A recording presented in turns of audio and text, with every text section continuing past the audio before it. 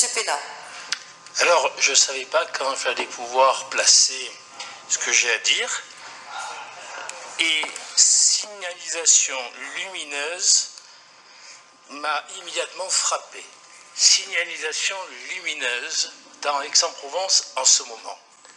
Une affiche de vœux qui est là depuis 3 semaines, jour et nuit, en permanence dans notre ville, avec un très beau portrait, incontestablement, de Madame le maire. Vous faites 2 km ou 2,5 km, ça a été noté par la Provence, mais j'ai vérifié, j'avais envie de vous voir partout, Madame le maire, et donc sur 2,5 km, en plus, Madame Pignatel, quand il y a des embouteillages, vous voyez Madame Sophie Joassin partout. Alors, quel est le problème, Madame le maire, si je puis me permettre?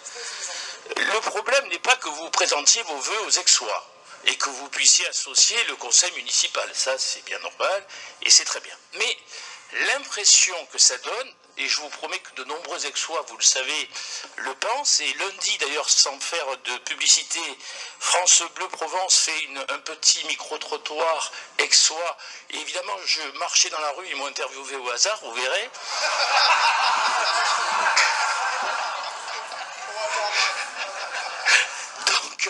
Donc je termine, donc de nombreux Aixois, ça c'est vrai, l'autre avant, non c'est pas vrai.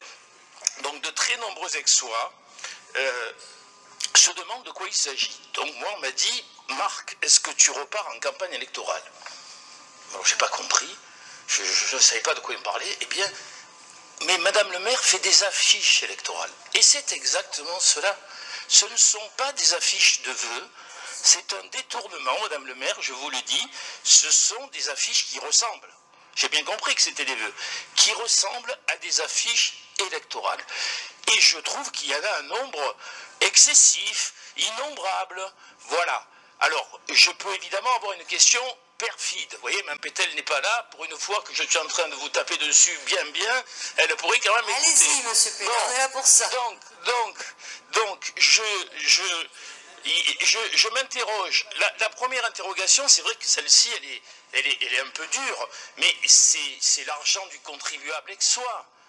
Alors on présente des vœux, oui, mais on ne fait pas... Je vais vous répondre très précisément. Oui, attendez, on ne fait pas une campagne personnelle. Vous avez besoin de le faire, tout le monde dans cette assemblée, c'est pourquoi.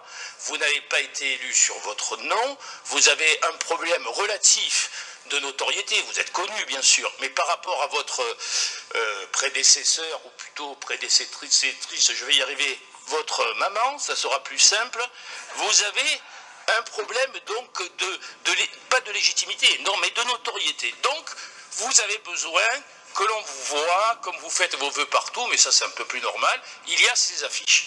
Et donc, le contribuable aixois est mis à contribution pour votre campagne personnelle. Je trouve que éthiquement et moralement, ce n'est pas particulièrement acceptable. Voilà.